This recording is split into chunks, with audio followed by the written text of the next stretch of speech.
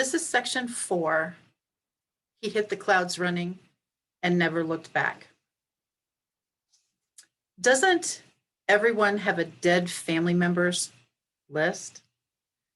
My mother's sight was rapidly diminishing. It seemed to be of utmost importance, at least to her, that she document her grief. So she typed, yes, on a typewriter, a chart of dead family members, starting with her second born, my little sister who died at 5 months gestation. She only lived one day, but mother really did not understand how God needed this little angel more than she did. The funny thing about this list was mother conveniently left off some of the people that she was mad at, if she was actually mad at them or because of them. As I have previously mentioned, sometimes a sense of humor is just about all you have left. This might be a great time to remind all of us that everyone grieves differently. Some people need and want support groups. Others wish to be left alone, at least sometimes. And others need to talk about it all the time to try and make sense of the experience.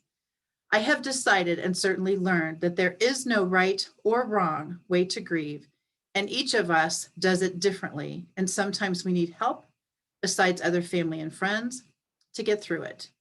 Please remember, this book is my accounting of my experience as a survivor, and not everyone would have handled grief as I have or as my family has. A little disclaimer there.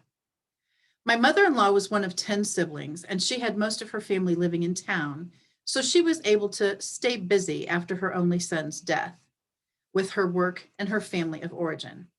My children and I went to visit a few times a year initially for Thanksgiving and Mother's Day.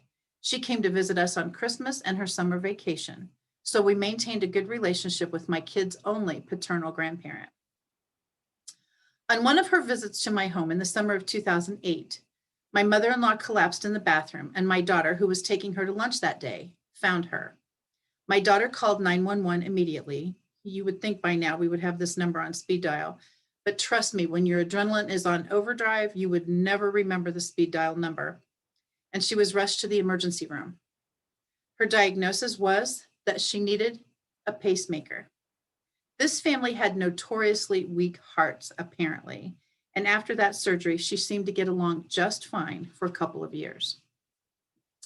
My daughter went to college in the same town, so that was a huge blessing for my mother-in-law.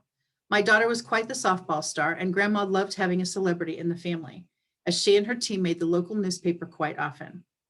Thanksgiving, November 2009, just 8 short months after my nephew's death, I noticed my mother-in-law's weakness but was becoming more and more obvious. She was always fine, of course, when asked, but I suggested a visit to the doctor. From this time on, she went from hospital to home, home to hospital, to a brother's house for recovery, as she was not to be left alone. We had hoped that she would actually be on the mend. This was not to be. And in May 2010, we were called back to the hospital to say goodbye to Ron's mother. She was 75.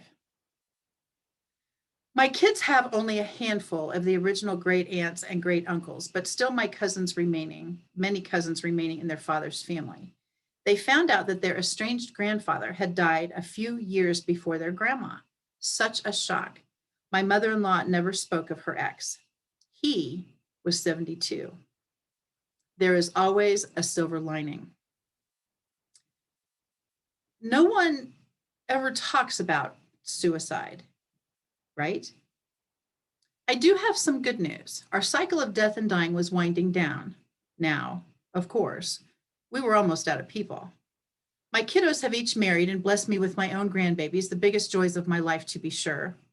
We have gone along on our merry way for a while, and I get to babysit these little dolls on school days off, or special Gigi times, or just date night for the parents. Could life be any better than this, I ask you? I have my own business. I'm able to travel to different conventions and seminars often.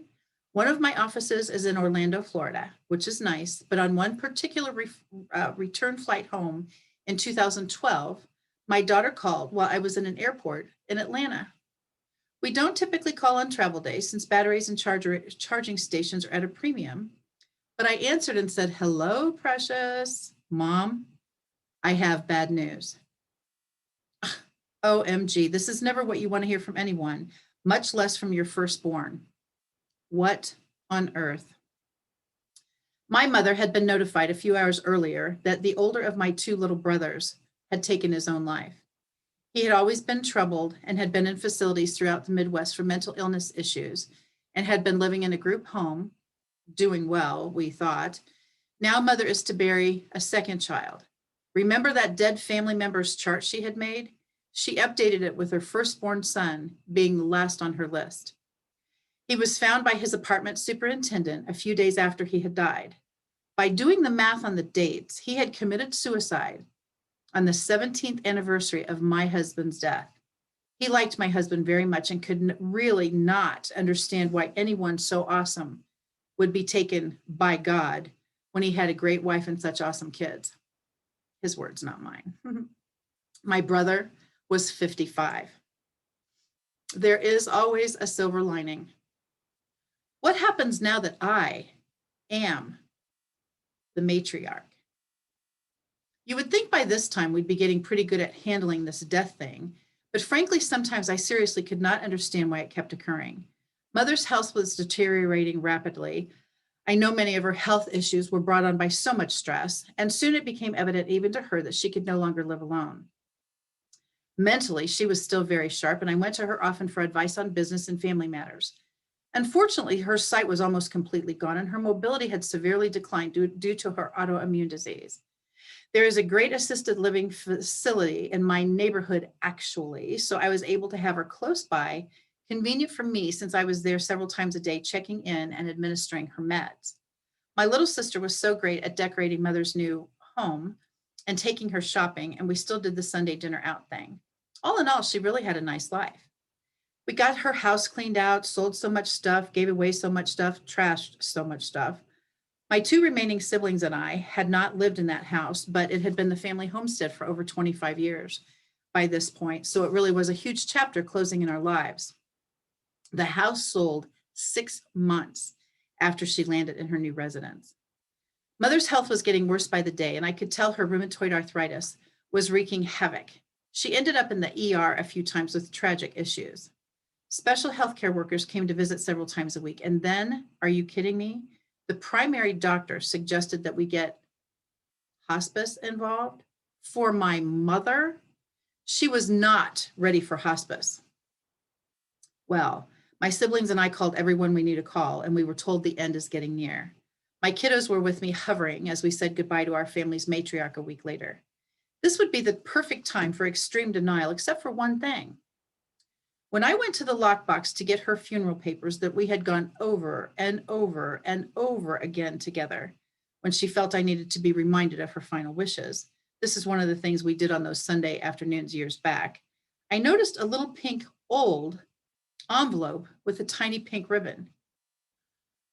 What is this? I'd never seen it in this box before. I was always the one to straighten all her papers out since she could no longer even lift these heavy boxes. I opened this little keepsake, and to my surprise, I was looking at the newborn baby's birth certificate from 59 years before. The baby had only lived 1 day, and my mother died on the exact date and time that my little sister had been born. This was my message from Jesus that he was in control, and he knew I would need reassurance that we had done all we could to keep mother alive as long as we possibly could.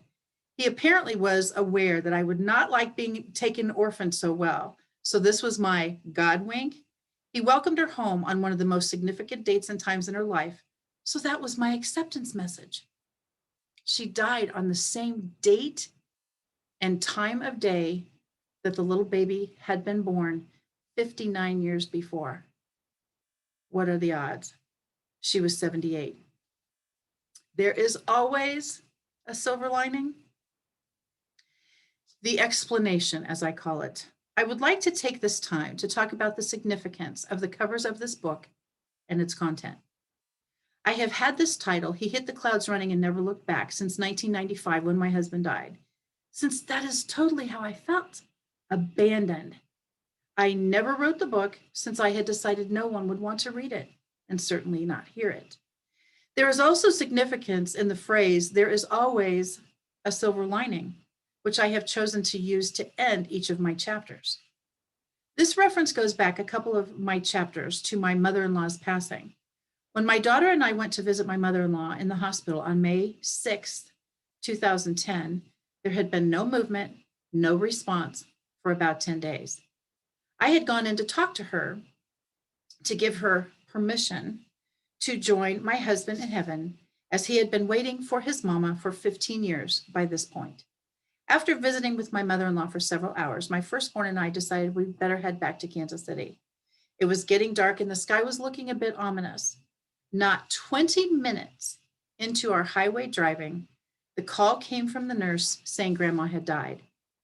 We had been driving under very dark clouds for these 20 minutes, and at that very moment, the sky opened and I was taken aback by what I saw. The photo you see on my cover is what I snapped as the clouds parted for Jesus to receive my mother-in-law into heaven. That was my sign from my awesome God that there is always a silver lining. For those of you watching on video, this literally is the book, is the chapter, is the page, is the picture that I took. And you can kind of see Jesus' arms outstretched. The sky literally parted. It was dark just like that, very stormy. And my mother-in-law down here as he welcomes her and lifts her up into heaven. And as soon as I saw that, I knew Jesus' face is actually right here, if you can see that. And his arms are outstretched like this, and up she goes. And then literally after that happened, the sky went back to dark. Phenomenal. And yes, there is always a silver lining. Stay tuned for section 5.